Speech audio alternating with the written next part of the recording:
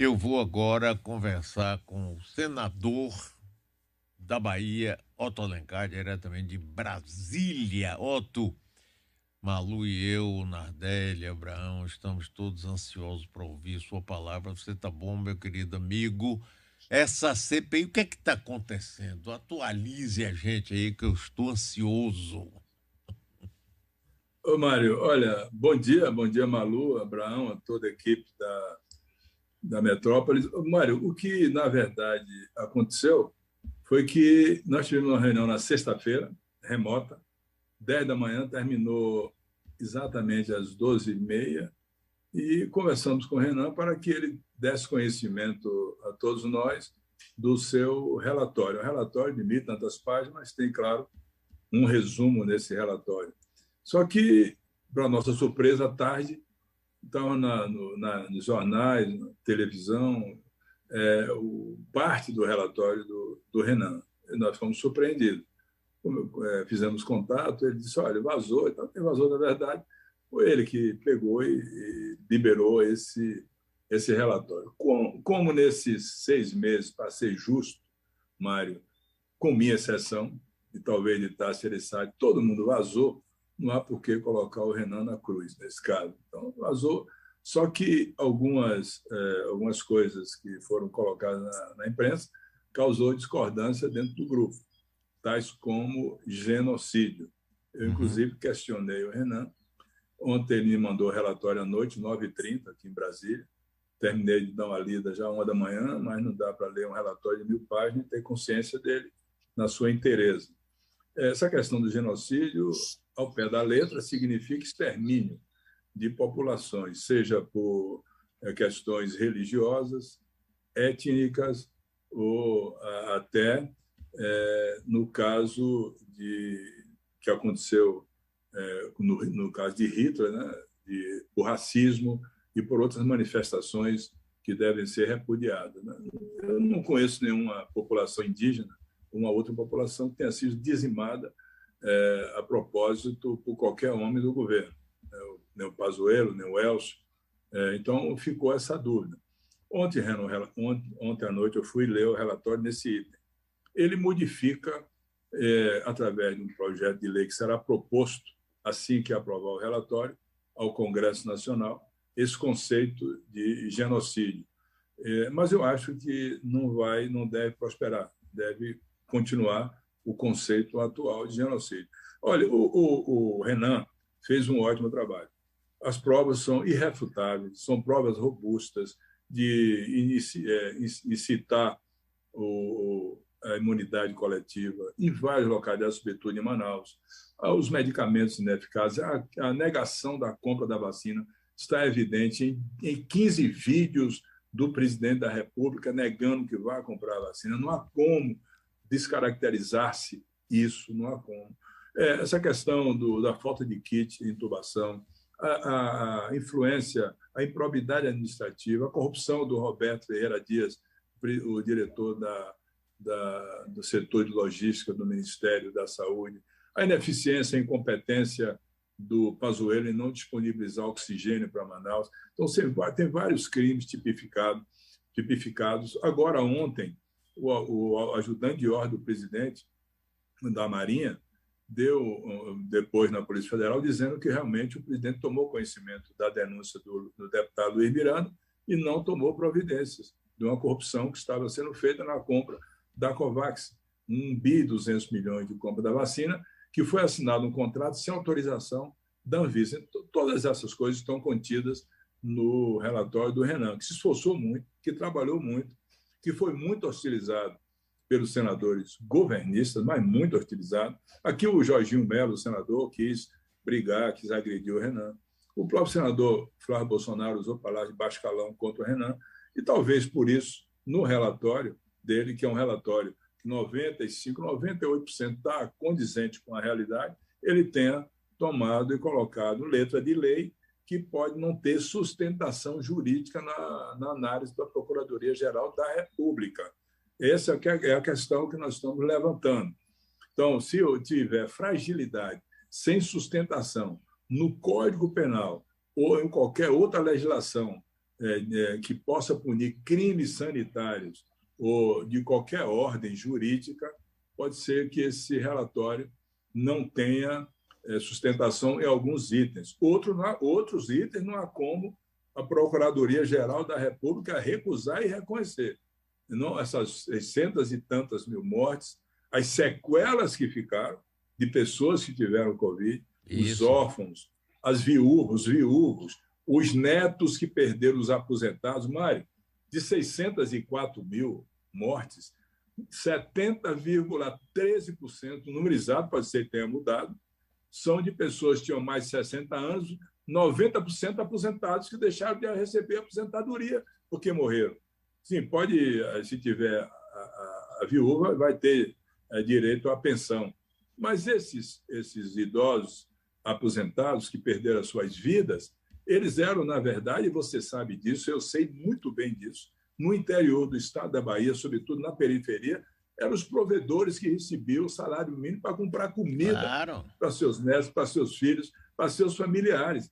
Há tantos e quantos brasileiros hoje, Mário, com mais de 20 milhões de brasileiros, como eu vi aquela cena ontem em Fortaleza, pegando comida no lixo, no carro do lixo, e outros que foram pegar ossos aqui em Goiás. Então, essa situação é muito grave.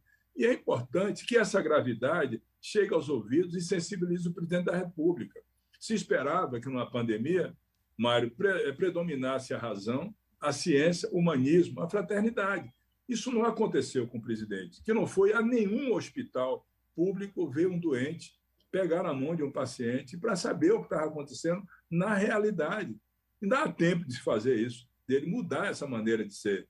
Eu gostaria que fosse assim. Alguém que fez como os outros tantos líderes que foram aos hospitais, que foram visitar os países. Não, é a motociata, é a carreata, são as aglomerações, é não usar máscara, como apelou ontem aqui um pai que perdeu um dos seus filhos.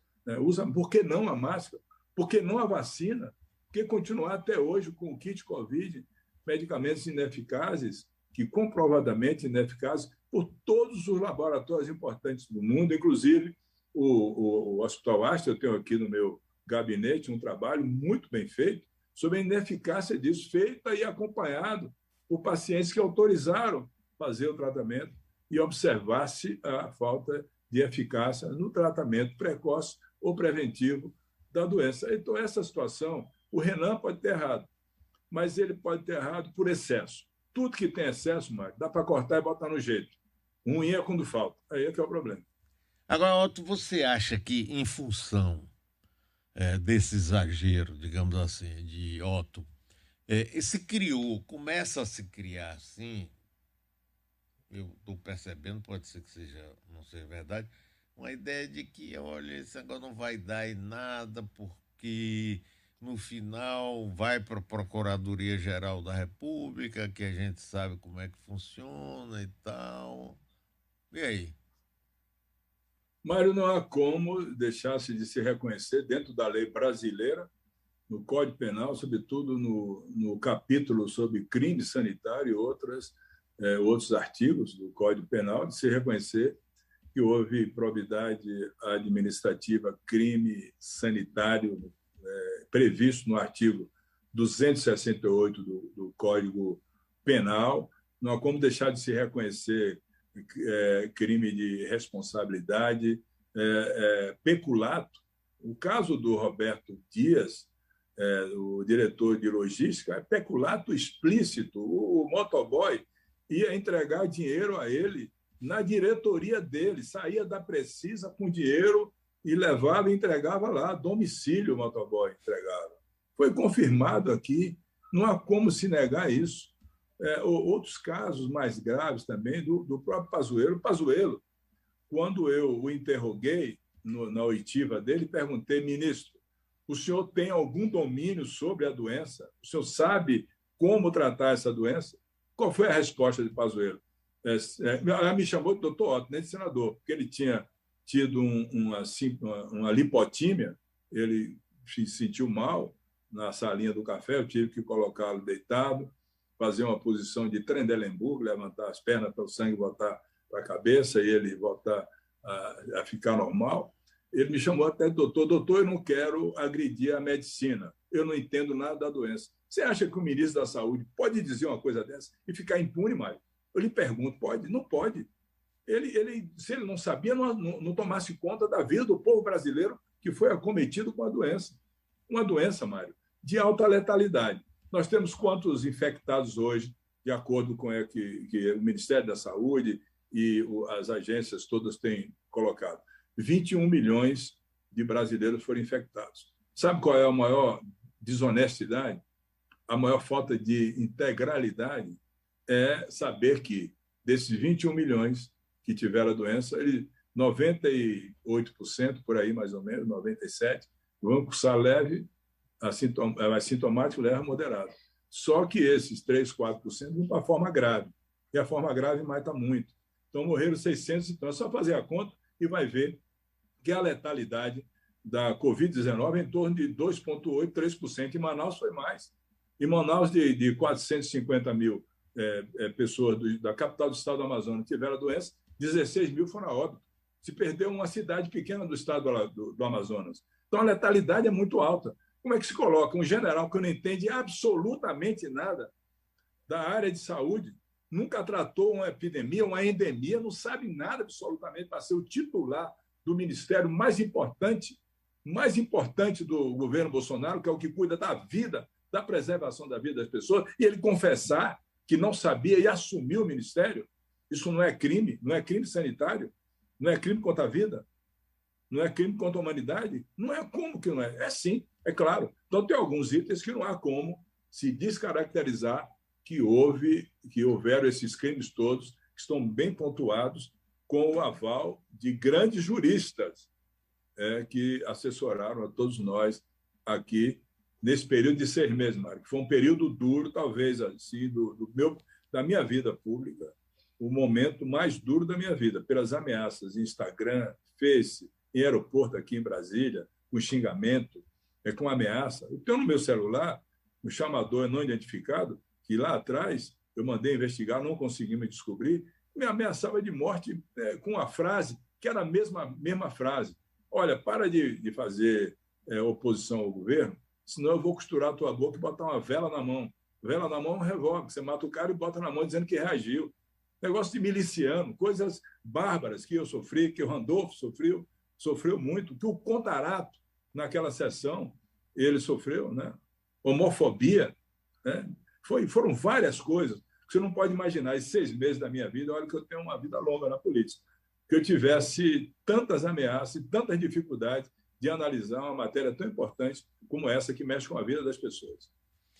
Agora, ontem eu soube que a sessão também foi muito movimentada com depoimentos de pessoas que perderam parentes e com a agressividade do senador Flávio Bolsonaro. Foi isso mesmo? Olha, sim, as pessoas ontem... Mário, você lembra daquele depoimento de um senhor lá de São Paulo, o Tadeu Frederico Andrade? Aquele depoimento marcou minha passagem nessa CPI. Primeiro, foi ele que fez o contato comigo. Quando eu falei que a Prevent Senior estava fazendo paliativismo, ou seja, estavam tirando pessoas da UTI e colocando numa enfermaria que eles criaram, olhe bem, um hospital tem a UTI, a semi-intensiva, ou semi-UTI, e tem enfermaria ou tem o apartamento onde as pessoas ficam. Eles criaram uma enfermaria híbrida. Essa enfermaria híbrida era para tirar da UTI quem podia ainda sobreviver e colocar na híbrida para fazer paliação. E esse senhor fez contato comigo aqui no meu gabinete. Sim. Eu voltei a falar com ele, pedi uma gravação, ele gravou. Mário, a história do seu Tadeu era de que alguém que foi para Corredor da Morte e as filhas Marina e Maíra tiraram do Corredor da Morte, levando um médico para tirar do Corredor da Morte. Como tantos outros que morreram em vários locais sem assistência. O caso de Manaus, você tem que entubar um paciente sem o kit de intubação, sem fazer uma sedação e passar um tubo na traqueia, com o cara amarrado. Isso é da agora? Não é da agora. É do mundo das trevas, né? Da Idade Média. Não tem comparação uma coisa dessa natureza. Portanto, ontem, essas vítimas, o pai que perdeu o filho, a filha que perdeu o pai e a mãe, inclusive a mãe nesse hospital de São Paulo, da Prevent Senior, que ficou comprovado os crimes todos. Eu mostrei isso aqui, eu tenho as gravações, os áudios dos médicos, tenho o vídeo, tem tudo gravado. Como é que não vai se punir essas pessoas? Tanto é que no próprio relatório do Renan, Mário, tem várias propostas de projeto de lei, mudando o Código Penal, e tem um dos projetos que eu acho fundamental, um projeto de lei para apreciar aqui no Senado e também na Câmara Federal, o Congresso apreciar, que é estabelecendo critérios de lei para, se acontecer no futuro, Deus queira que não, uma nova pandemia, a gente não fica se batendo, o governo federal não fica como ficou, compra vacina, não compra vacina, usa kit Covid, não usa kit Covid, ou seja, não sabia o que fazer, nós passamos praticamente do final do ano passado todo até agora, até o mês de março, quando comprou a vacina, sem saber o que fazer. E esse projeto de lei complementar, esse projeto de lei que vai alterar o Código Penal, e também através de lei complementar, vai estabelecer os critérios. Aconteceu uma pandemia, se acontecer, Deus queira que não, repetindo, nós vamos ter uma legislação que vai dizer, olha, o presidente da República é obrigado a fazer isso. O ministro da Saúde tem que fazer aquilo. Os governos, enfim, estabelecer critérios claros para a população, sobretudo a população economicamente mais fraca, não venha pagar a conta, como está pagando agora. Com vários agravantes à pandemia. Agora mesmo, estava presidindo ali a Comissão de Assuntos Econômicos e aprovamos o empréstimo do KfW para socorrer pessoas vítimas da Covid-19, no valor de 350 milhões de euros. Tomara que o governo aplique bem, aplicar em favor dos órfãos, das viúvas, dos que ficaram desamparados. Esse recurso é para isso. Hoje, vamos até um requerimento de urgência para hoje à tarde, já no plenário do Senado Federal, aprovar esse empréstimo que deverá ser aplicado em favor dessas pessoas que estão nessas dificuldades sociais imensas causadas pela falta de emprego, aí já é uma coisa que é do governo, responsabilidade da política econômica equivocada, também causado pela pandemia, que atrapalhou muito o Brasil também nessa área econômica. Né? Nós temos hoje uma fragilidade fiscal muito grande, no limite ali do que pode ser feito para garantir o mínimo de investimento no setor, sobretudo da área de saúde. E eu espero que o governo corrija isso, porque colocou no orçamento, a previsão orçamentária do ano que vem, apenas 7 bilhões e tanto para a compra de insumos e de medicamentos e vacinas para o próximo ano. Malu. Ô, senador, bom dia. Bom dia, Malu. Um prazer aqui conversar com o senhor. Minutinhos antes de entrarmos aqui, eu estava vendo uma entrevista agora ao vivo, longa, de Renan Calheiros na Globo News. E ele insistia, quando eu digo insistir, não impor isso à CPI, não, a maioria, se quiser, retira a maioria, não vou retirar nada, a maioria, se quiser, claro, são vocês, né, os G7 aí, a que a mídia hoje se refere como senadores, né, que conduzem na linha de frente da CPI, e ele está convencido de que, de fato, há genocídio do ponto de vista jurídico, e diz isso, ele foi perguntado se não seria uma posição assim, extremamente política no sentido de se criar um conceito de genocídio e para taxar o presidente. Ele não. Toda essa conclusão foi chegada a partir de pressupostos jurídicos. E a gente sabe, senador, que não há sustentação jurídica para esse tipo de acusação. Hoje, inclusive, tem um editorial muito bom do jornal o Globo, defendendo exatamente isso, definindo mesmo juridicamente o que é um genocídio, o que é um crime contra a humanidade e por que, nesse caso, não se aplicaria. Qual o risco de, mesmo que isso venha a ser retirado do relatório, e deve ser retirado, né, isso num contexto como a gente vive, de polarização, de campanha eleitoral explícita do presidente, de se transformar, né, num elemento de desgaste do próprio relatório e dos outros crimes que, de fato, são juridicamente sustentáveis, conforme o senhor estava falando agora? Malu, você coloca exatamente o que a maioria pensa, né? De encaminhar um relatório que não tenha embasamento jurídico sustentado para embasar e a ser aceitado lá pela Procuradoria-Geral da República. Nós vamos ter uma reunião hoje, às 19 horas, e certamente vai ser colocado em votação do chamado G7, que não é nós não temos pensamentos iguais, homogêneos. E a posição de Renan é do Renan que eu conheço, do Renan que eu já conheço aqui há muito tempo. Ele se coloca assim, coloca as posições dele, acha que está certo, mas ele se rende à maioria que vai decidir essa questão de genocídio ou não. Na minha visão, como você colocou muito bem, não tem ao pé da letra, não teve ao pé da letra genocídio nenhuma população indígena, não foi focado uma população por questões étnicas, religiosas, né? Enfim, de racismo que pudesse, foi feito. Teve crime, senador, me permita só um aposto aqui, porque hoje, na explicação dele, inclusive, ele vai um passo mais longe ainda, porque ele diz que houve um genocídio por inação, ou seja, a invenção jurídica de tal ordem que não é mais um genocídio por ação, mas é um genocídio por inação. É inacreditável como é que a gente vai sustentar um tipo de argumento desse tipo tecnicamente. Exatamente, você está corretíssima, Malu. Até porque, até no projeto de lei que ele propõe agora para mudar o Código Penal, eu li todo ontem, não tem genocídio por inação. Nem no projeto dele ele botou, imagina o Código Penal atual. É uma coisa que ele colocou na cabeça dele. Ele foi muito hostilizado, né, pelo próprio Bolsonaro. Bolsonaro usou palavras duras, ácidas, xingou, ofendeu, o próprio Flávio, o próprio Jorginho, outros senadores. E certamente o Renan aí está. O relatório dele é muito bom, mas tem lá um item ou dois, como se fosse qualquer um que fizesse, poderia acontecer isso, que acho que deve ser debatido hoje, 19 horas.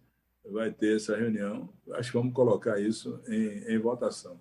Mas se perder, eu for voto vencido, vou ficar tranquilo, não tem que me render a maioria. A deliberação aqui é por maioria. A minoria perde, cala-se e vai encontrar uma outra saída. Otto, me diga uma coisa. Tanta coisa o povo brasileiro assistiu, rapaz. Eu nunca vi uma CPI tão importante assim, que tivesse um impacto tão grande no Brasil e fora do Brasil. Muito fora do Brasil. Muito fora. Pelo que revelou. Agora, a pergunta que eu faço a você é o seguinte: com isso tudo, o presidente da República e o governo dele mudou em alguma coisa a sua atitude? O próprio atual ministro continuou falando que máscara pode ser, pode não ser, que isso e aquilo. Houve alguma mudança? Nada? O ministro Marcelo Queiroga, ele, na questão das vacinas, ele tomou algumas posições. Sim. Mas absorveu muito a orientação do presidente da República. Aqui, a maioria dos senadores diz que o Ministério da Saúde apenas trocou de farda. Saiu a farda do Exército Brasileiro e botou um jaleco na mesma figura, com os mesmos conceitos de relaxar a máscara, de não proibir os homens do governo de fazer aglomeração, de não negar como a ciência do mundo inteiro. Ele foi presidente da Sociedade Brasileira de Cardiologia, o kit Covid, ficou dizendo que o médico pode receitar, não tem médico nenhum mais recitando hidroxicloroquina por aí afora, absolutamente. Lá atrás, no ano passado, muitos se receitaram, estava no início, se buscava uma saída. E hidroxicloroquina, azitromicina, que é um antibiótico para vias aéreas superiores e para doenças geniturinárias, inclusive para abrenorragia, que você toma a azitromicina, usando a ivermectina, que tem um princípio que poderia funcionar, mas não funcionou, que é diminuir a reprodução de germes, de piolhos, de outros elementos que não são os vírus. Depois se comprovou que não tinha eficácia, já no ano passado. A partir disso, tinha que se reconhecer que a ciência anulou esses casos. Tinha que partir para quê? A única coisa que reduz as doenças viróticas, que é a vacina. A vacina é redutível, a virose é redutível por vacina, por vacinação, todas elas. Paralisia infantil, sarampo, varíola, todas elas, H1N1, todas elas são redutíveis por vacina. Mas o presidente não entendeu isso, o Queiroga veio e absorveu muito disso. Tanto é que hoje ele perde muita credibilidade no meio médico, onde ele foi presidente de uma associação super importante, que é a Associação Brasileira de Cardiologia. Então, o governo não mudou muita coisa, não. O Bolsonaro ele fica batendo na mesma tecla, sabendo que está errado, diminuiu um pouco depois que ele tentou o golpe militar em 7 de setembro e não deu certo. Aí ele foi chamado pelas autoridades que têm controle sobre ele para dizer, olha, para de tentar o golpe, que o golpe não dá certo. Agora, você falou uma coisa, Mário, que chamou a atenção do mundo. Ontem mesmo, eu dei entrevista para um dos principais órgãos de imprensa de Portugal a respeito do assunto. Passei quase meia hora falando sobre os detalhes dessa pandemia que assolou o Brasil e o que o governo fez aqui no Brasil. Tanto é que tem uma assessoria, uma jurista, a doutora Silvia, que tem conhecimento sobre a parte jurídica internacional e da Corte de Haia, e nós vamos preparar essa peça para encaminhar à Corte Internacional de Haia, onde já existem várias denúncias contra o presidente. São 3 denúncias contra o presidente Bolsonaro que já foram enviadas. Então, teve uma repercussão, como você falou, muito negativa no mundo civilizado. Você viu o que aconteceu no parlamento francês, quando se viu de brincadeira, de piada, a defesa da hidroxicloroquina. Eu vi, senador, eu vi. Só... Agora, senador, e você não faz parte de relações exteriores? Você não andou por Dubai ultimamente, não, né? Vestido de árabe, assim, essa coisa, não? Não, Mário, eu estava por aí para Salvador mesmo, aqui no meu recanto, em Brasília, trabalhando muito. Você não pode imaginar como toma o nosso tempo ter que ler tudo isso, estudar essas coisas todas, para ter conhecimento do que está se passando, o que se passou no Brasil, né? Foi muito duro para todos nós, ter que ler, estudar, conhecer essas fases todas da doença e trabalhar para mostrar ao Brasil o lado errado do atendimento à saúde, o lado errado do tratamento da pandemia no país, como essas coisas todas negativas prejudicaram mais ainda as classes mais sofridas do nosso povo brasileiro, né?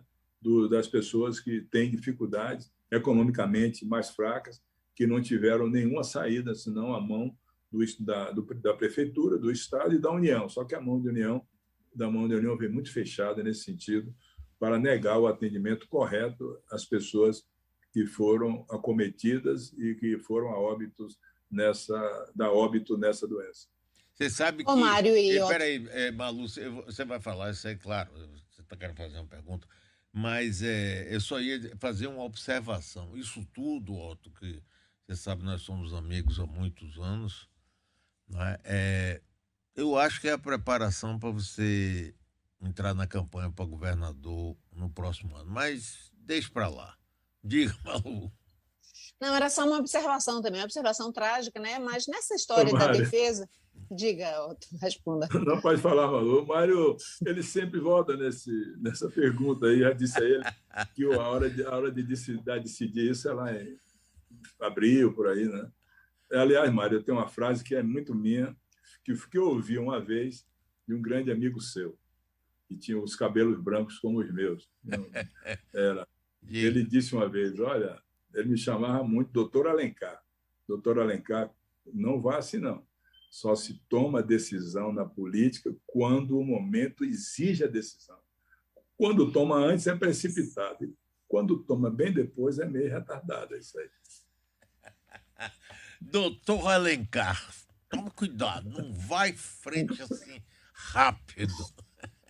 Diga, Malu. Era um comentário que eu queria fazer aqui, eu não vi isso nos jornais, né? Mas dentro desse grupo, né, desse gabinete aí alternativo de se prescrever para o país, né, medicamentos não eficazes, recentemente, acho que tem menos de uma semana, ou mais ou menos isso, senador, faleceu, vítima disso, né, da Covid, na verdade, mas é mais uma prova de que isso não funciona, nem mesmo para os seus arautos, ou como aconteceu com o dono da Havan, que morreu em Fortaleza depois de uma longa convalescência em função da Covid, o pai da capitã cloroquina. Eu não vi isso nos jornais, mas e também não sei se era do interesse do grupo, né, da familiar falar disso, mas faleceu e ficou muito tempo muito mal, e provavelmente, né, deve ter suponho, já que ela defendia, era uma das primeiras da fila a defender, deve ter submetido a todo esse kit, né?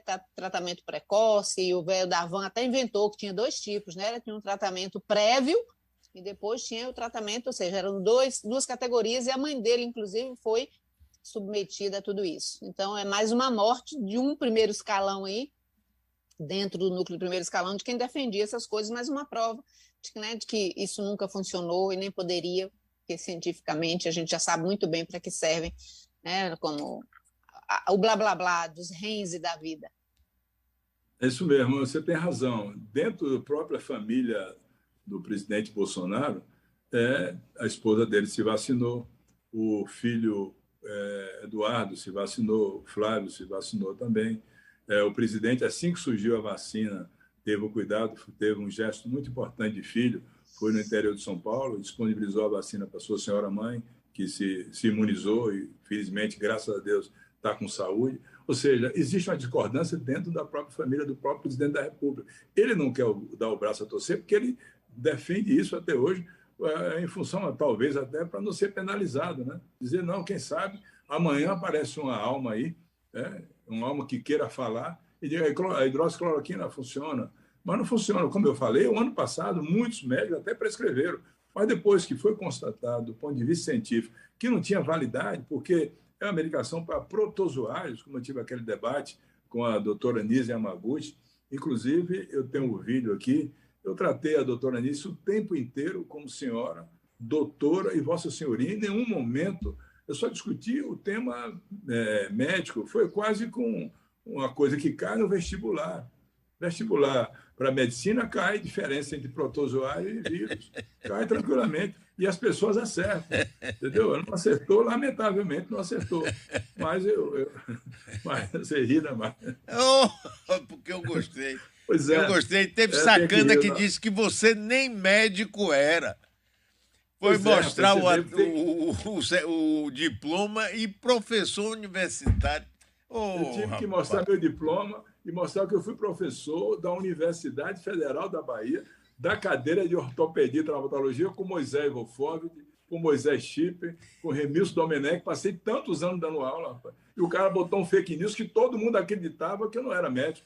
Aí, na Câmara dos Deputados, o deputado Otônio de Paula, do Rio de Janeiro, fez um discurso dizendo que eu não era médico. Aí teve que o meu filho, Otto Alencar Filho, rebater e mostrar que eu era médico. Mostrou a ele. Ele aí veio aqui no Senado me pedir desculpas. Mas estava todo mundo acreditando nisso. Imagine eu ser colocado como charlatão. Charlatão, na verdade, do ponto de vista do dicionário, é aquele que, não sendo médico, receita remédios para as pessoas, por curiosidade. Aí você sabe quem é que eu estou falando, né, Mário? Muito bem, Otto, um abração para você. Muito obrigado, viu? É sempre ótimo conversar com você. Você não imagina a alegria, a felicidade que eu fico de falar contigo, com a Malu. Um abraço ao pessoal da Metrópole. Vamos continuar nossa lida hoje aqui no Senado Federal. Um abraço. Valeu. Grande Otto Alencar. Um abraço. Abração, meu nego.